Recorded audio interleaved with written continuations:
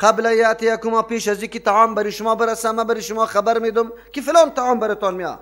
ذالکما مما، در هر جایی که یک تصوری از این پیدا میشه که شاید اینه خیر یوسف علیه السلام عالم الغیب بود، در اونجا ازاله میشه. ابراهیم علیه السلام وقتی که سوال میکنه که ارینی کیف تحیی الموتا، اونجا ابراهیم علیه السلام آیا شک داشته زنده کردن؟ امی احتمال بعضی کسایی که در قلبشان زیغ و گمراهی و کجیسته، اگر پشت سر الله باز نمیگفت که ای ابراهیم علیه السلام آیا قلبت مطمئن، آیا عقیده نداری که من زنده میکنم؟ الله متعال اونجا سوال کرد نه، تا که ابراهیم علیه السلام میگه که بله من خود ایمان دارم، لیکن ولکن لیطمئن قلبی، به خاطری که قلبم مطمئن شوه، کیفیت زنده کردن برام واضح شوه. از امو خاطر امو شبهه که برای کجدلا پیدا میشد، امو شبهه را دروازهش بند کرد. اینجا هم همینطور است. یوسف علیه السلام در ظاهر خیر علم غیب داره؟ نه. یوسف علیه السلام زاله نمی گپه، کسی که در قلبش کجی باشه این گپا را میگه، الله ازاله میکنه. ذالکما، یک خبری اردو طعام برای اردوی شما مما از جمله علمای است علمنی ربی که الله برام خبر داده، من علم ندارم. این خبر دادگی الله متعال است و این انباء الغیب میگه، علم غیب نمیگه. علم این میگه که یقین انسان بلا اسباب و وسایل سری کدام چیزی که بالکل پنهان است پیدا شود و این خاصه الله متعال است. انبیاء علیهم السلام از حالات خفی و غیب اگه خبر میده، این خبری غیب میگه، علم غیب نمیگه. الله برش خبر داده یا بیان میکنه. انی ترکت ملت قوم لا یؤمنون بالله. یوسف علیه السلام در موقع امتنان و احسان چیزی را برای ازیا پیش میکنه که یقینا توجه ازیا بعد طرف از او دور بخوره و بدانه نعمت بزرگ الله کدام است. این ثمرات از کجا، از کدام ناحیه به یوسف علیه السلام نصیب شده، یک سرچشمه خداشته باشه. از او خاطر میگه انی ترکت ملت قوم، من اعراض کردم، براءت اعلان کردم از ملت یک قومی که لا یؤمنون بالله، عقیده به الله نداشتن. ترک اینجا نیست که یوسف علیه السلام اول نعوذ بالله داخل در بت پرستی بود، بعد از او برآمده. اینجا ترک با معنی است اعراض کردم، نرفتم قطعی روش او قومی که لا یؤمنون بالله. چی درس عظیمی است. ما و شما هم جوان هستیم، ما و شما میبینیم ما حول محیط خدا که آلوده به فساد و بدعت و شرک میباشه، اما از روی تقلید کورکورانه و دنبال روی نعوذ بالله سال همی کارا را میکنیم. انبیاء علیهم السلام الله فراست داده از اول که گاهی هم ده همچو مجامع ملوث قدم نمیگذارن. الله متعال وارا نگاه کرده. پیغمبر علیه السلام سیکو در غار حرا میرفت، اما روزی هم به بت سجده نکرد یا به بت تعظیم نکرد. الله ای را نگاه کرده بود. پیغمبران خدا این می رقم نگاه میکنه. انسان باید محقق باشه، تحلیل بکنه، یک چیز فایده و ضررش لا اقل سنجش بکنه. همینطور دنبال روی نمیکنه پدرم کرده بابایم کرده. این میگه انی ترکتم، اعراض کردم رو گردانی کردم ملت قوم، از روشی قوم لا یؤمنون بالله که عقیده و توحید الله نداشتن و هم بالآخرت هم کافرون، خصوصا نمی قوم بالای آخرت بر آخرت هم کافرون یا منکر بودن، هیچ عقیده برای آخرت نداشتن. از همون خاطر چیزی که در دستشان می آمد زور، ظلم، بد، گناه، معصیت هم بر انجام میداد. امروز که دنیای غرب ملوث به تمامی جرم ها و گناه ها، علتش چیست؟ یا عقیده به آخرت ندارن، نمیگن که ما پس زنده میشیم و از ما بازخواست و سوال میشه. اگر گناه و معصیت در معاشره اسلامی موجود داره، اکثر مردمایی که گناه میکنه در حقیقت یقینش در آخرت پخته نشده، وگرنه کسی که یقین به آخرت داشته باشه گایم دست به گناه پیش نمیکنه. واتبعت ملت آبایی، تابعداری کردم، تقلید نکرده، ما سنجش کردم، تحقیق کردم روشی پدرای خدا. کدام؟ آبای ابراهیم علیه السلام، اسحاق و یعقوب علیه السلام، کلش انبیاء علیهم السلام. راه دعوتی از واره تحقیق کردم، خوب سنجش کردم، برم واضح شد که یقینا این راهی پاک است، نجات دهنده است. ما کان لنا، نیست برای ما. اول گپی که ما خیلی مهم میدانیم، ضرور میدانیم، این میگپ است. ما کان لنا، نیست برای ما مناسب، حتی نمیگنجه این نشرک بالله که ما شریک به الله بکنیم، نعوذ بالله شرک به امرای الله بکنیم، نه در ربوبیتش، نه در الوهیتش، نه در اسماء و صفاتش. من شیء، هیچ چیزی را امرای الله شریک نمیدانیم. اینجا من شیء عام است، کل گیره شامل میشه، از ملک گرفته تا درخت و بگوی محتاب و آفتاب کلش یا رقتی الله شریک نمیدانیم. لیکن نجات از شرک و عقیده توحید پیدا کردن، این به صراحت کتاب الله بیان میکنه که کدام نعمت است، کدام نعمت است. ذالک من فضل الله علینا، ای احسان بزرگ الله متعال است بالای ما. عقیده توحید نصیب شدن به کسی یقینا نعمتی است که دوم نعمت قطعا به برابری کرده نمیتونه.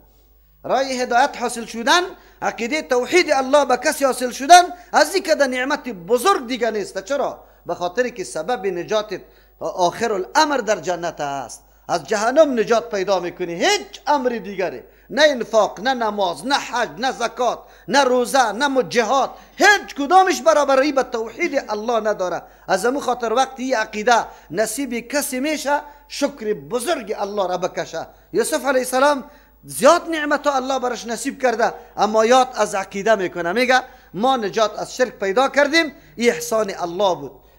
علینا بالای امام و علی الناس بالای مخلوق هم است. مخلوق هم الله احسان کرده اما مخلوق عجیب است. احسان الله را بیبی مختلف اسباب و ذرایع را برای فهم توحید الله برای انسان ها مهیا کرده، آماده کرده. در فطرتش الله متعال عقیده توحید گذاشته، نسب قرائن بیرونی کرده، آسمان زمین حالات میبینی کلش عقلت میگه که مدبر داره، پشت سر خود مالک و متصرف داره. همونطور نیست که هر چیز به موچی خود روان باشه، به میل خود همونطور تصادفاً روان باشه، هیچ امکان نداره، این شده نمیتونه که همونطور تصادفاً باشه. حتما عقیده میکنه که بله این از جانب الله متعال روان است، میدانه که الله متعال تدبیری کارا را میکنه. بعد از او الله انتظام کرده، انبیاء علیهم السلام روان کرده کتابای خدا تا که موضوع توحید به مختلف جوانبش بیان کنه. شما قرآن کریم مطالعه میکنه به طریق تمثیل، به طریق تحدا، به طریق دلایل عقلی، به طریق دلایل نقلی، قسم دلایل الله برای اثبات توحید بیان میکنه. اینطور موضوعی نیست که در قرآن کریم برابر توحید تاکیدش از هر جانب شده باشه شما پیدا کرده نمیتونی. این کارا را الله متعال برای مخلوق خود کرده، مهربانی الله است. اما مردم چطور است؟ ولکن اکثر الناس لا یشکرون، لیکن اکثر مردم ها شکر گزار نیست. این نعمت بزرگ الله را قدرش نمیدانه، حتی برش اهتمام نمیکنه. بار بار ما براتون گفتیم که طوری مواقع درس تفسیر براتون حاصل شدن، موقع براتون آماده شدن یک نعمت بزرگ الله متعال است. اگر الله توفیق استفاده را نصیب کسی بکنه، به اون مردمایی که این لذت نچشیده و از این نعمت آگاهی نداره، چی؟ اگر تفسیر برش شروع میشه، اگر موتر مفتام برش بگیری که اینجا انتقال بده شه، ایج اموی که داره، امو کسی که برش همی قسم نعمت حاصل شده، میبینی که در اینجا رسیده ولی از همی استفاده نمیکنه. سعی میکنی با تلفن سر و کار داره، بیرون برای گپ بزن، پسپسک داره، قچقچک داره، بیرون چکر میزنه. اینی مردمایی هستند که الله متعال یارا محروم کرده از اینمی نعمت بزرگ خود. اینی طور مردم را الله متعال از اون خاطر در اینجا از زبان یوسف علیه السلام بیان نعمت بزرگ خدا میکنه که الله چقدر نعمت بزرگ سری مردم داره، اما مردم است که شکر گزاری نمیکنه. حالی شما ببینید که ملت ما چه قسم است، راستانه بگوی. حالی کسی اهتمام میکنه برای درس تفسیر یا فرا گرفتن عقیده توحید الله؟ نه، هیچ کس هم نه. فقط دنبال دنیا. صبح میبرن بیگا چیز تا پس بیان، فقط شکم خدا پر کنه. غمی پر کردن شکم خدا آنقدر زیاد داره که یک لحظه آرام نیستن، در فکر ازی است. اما برای نجات آخرت خود هیچ اقدام نمیکنه که کدام قسم عقیده ما دارم، یا عقیده ای که من دارم موافق کتاب الله هست یا نه، این سبب نجاتم در آخرت میشه یا نمیشه. یا صاحب السجن وقتی که اهمیت عقیده را برش بیان کرد و این عظمتش بیان کرد که عقیده بسیار نعمت بزرگ است. آلی دیگه دعوت به توحید میده، چقدر راه چیره، آداب دعوت چی رقم است. و آدم که کدام چیز دعوت میدی اول او را خواب عظمتش بیان میکنی، او را فایده هایش بیان میکنی تا که توجه او آدم به او پیدا شود. از همون خاطر است زمانی که یک چیز تا آدمی که چیزی را مفروشه، مثلا سیب مفروشه یا چیز دیگری را، اول توصیفی از او میکنه، خب شیرین سیب است، بسیار مقوی برای بدن است، اینطور است. بعد از مردم او را میخره تا که او را اعلان نکنی، فوایدش بیان نکنی، مردم برش توجه نمیکنه. یوسف علیه السلام حقیقت توحید نعمت بزرگیش بیان میکنه. بعد از او برش چی میگه؟ یا صاحبه السجن، ای رفیقای بندیخانه. صاحبه السجن، صاحب السجن، بله همراه بندیخانه است، لیکن هم عقیده نیست.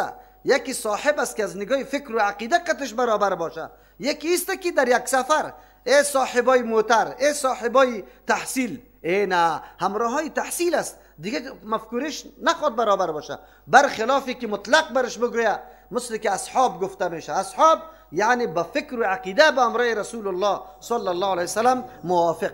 از او خاطر است که برای ابوبکر رضی الله عنه اس قال لصاحبه گفت، نگفت که لصاحب الغار، اونجا میگه لصاحبه، بالکل رفیق و امر رسول الله در نظریه و افکار. پس او طایفه های نعوذ بالله غلطی که همیشه در تلاش هستن منزلت ابوبکر رضی الله عنه را پس بزنن، میگه او خو صاحب چی مانا؟ اینه قد یوسف علیه السلام هم 2 نفر صاحب بود دیگه، و خوی هم فکر یوسف علیه السلام نبود. ما میگیم اینجا صاحب نگفته تنها مطلق، بلکه صاحبه سجن گفته. تو تالی را تفسیر نمیدانی، قرآن نمیدانی، از او خاطر این گپا را میزنی، وگرنه ابوبکر رضی الله عنه برش صاحب گفته شده. ارباب متفرقون خیر ام الله الواحد القهار. کدام نوع گپا خیلی معصر تمام میشه وقتی که سوال متوجه خودی از جواب بکنی، سوال متوجه خودی مخاطب قرار بده که مخاطب جواب بده. ایرا میگه بگوی، ایرا میگه جواب اعترافی که بالکل اعتراف بکنه. چقدر خوب دلیل. اربابون، آیا نعوذ بالله حقداری بندگی یا معبودا متفرقونه که جدا جدا باشن خیرون بهتر است، ام الله الواحد القهار، یا او اللهی که واحد است، هیچ نوع شریک نداره، نه در ذات نه افعال نه در صفات خود، القهار که غالب است، زور است، کلگی مغلوبی از اوست، یعنی اراده تصرفی از او سری کلگی میچله، زیر تسلط، کلش زیر تسلط از اوست. کدامش؟ آلی کیست که این کار کرده بتونه که جدا جدا؟ ارباب متفرقون 2 تفسیر داره. یکیست او معبودای جدا جدا که از کسی درخت است، از کسی سنگ است، از کسی چوب است، از کسی مهتاب است، از کسی آفتاب است، از کسی یک چیز، از کسی دیگه چیز. کدامش؟ یا خوب است یا یک الله که کل نظام دنیا وابستگی به او داره، قهار اوست، غالب اوست. حالی کسی است که بگوید که نه یا خوب است؟ یک معنی است. 2 معنی. ارباب متفرقون، آیا معبودای جدا جدا که در هر حاجت و مشکل و کاری خود علایده علایده مقرر کرده، مثل در افغانستان ما زیارت‌ها را تقسیم کرده. میالی بابا اینجا دیوانا خوب میشه. در سرخکانی چی لغمان، سرک لغمان تار مردم میخره، اوجا موتر استاد میشه، یک ری سفید تارای رنگره برابری قد فروخته را ایسته. خیرت است. یکی برای زردی خوب است. خب این کدا برای چی است؟ دندان دردیسته. یک جای رفتم در پالی یک چشمه پنجه چیناری کلان بود، سعی کردم گنده یک دم از میخ پر است. این از کجا شده؟ گفت میخ که دی بچو که دندان جور میشه. این لله و انا الیه راجعون. ببینید اینی حالات ماست، اینی مفکوره ماست. مردم شما باور به الله بکنی، همین انسان است که الله برش همین قدر عظمت و شرافت هم داده، اما کرم تو پرستش میکنه. در هندوستان موش پرستا، یعنی موش آنقدر قدر و عزت داره که یک موش کشتی چند سال بندیخانه را تیر میکنی چقدر جریمه میشه. گوخ برالاگه پس به کلگی معلوم است. همین انسان هسته، همین انسان ها فعلا در افغانستان هم است. چی فرق داره امروز که یک درخت خالی که سبز شده در پالی یک قبر وجود داره یا چشمه وجود داره، خو مردم او را به نام زیارت مشهور کرده باشه، کسی هست که یک شاخ چیخش بگیره؟ قطعا نیسته. همین قدر از پیشش حراس و ترس داره. عقیده چی را میگه؟ همین عقیده است. با همین عقیده در روز قیامت خود نجات حاصل میکنی؟ کلا، قطعا نه. این گپا قطعا غلط و دروغ است. ببینی قرآن چی بیان میکنه؟ ربهای متفرق بری خود جور کرده.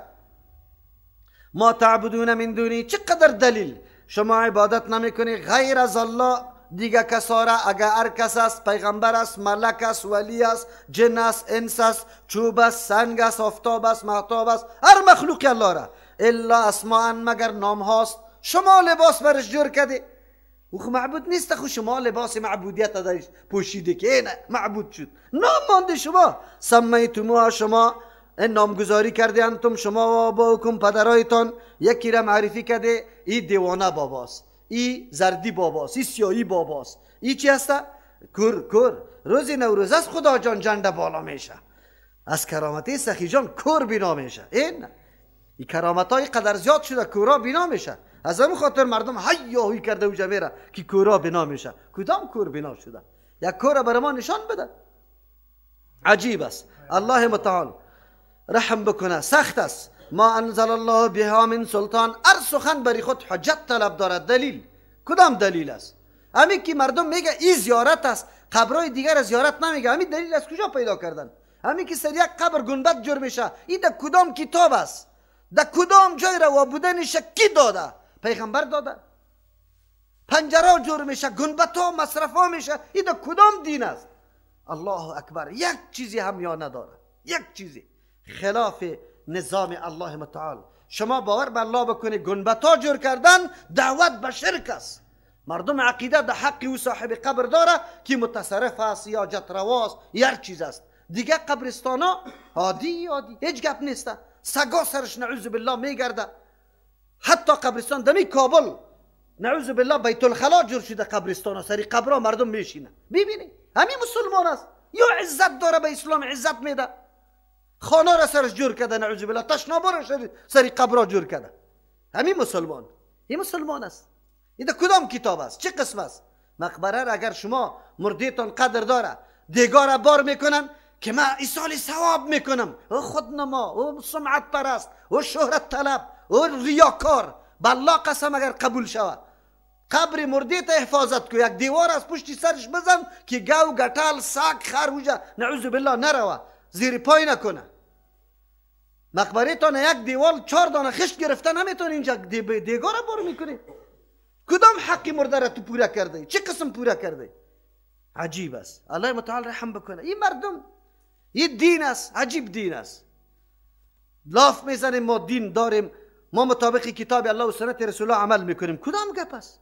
بیا یک سند و دلیل بکشه. شریفه که شما در هر جای نامگذاری کرده دنبالش مانده، مزاری شریف، وپیانی شریف، فلانی شریف، اجمیری شریف. همین شریف از کجا کرده؟ این شرافت کی داده؟ کدام سند داری؟ امیر بیاره به مردم معرفی کرده که برو دیگه خلاص، مخلوق است، در قبرها رفته رایست، خاکار خورده رایست، سنگار در جان زده رایست، آلوچکار پرتافته رایست،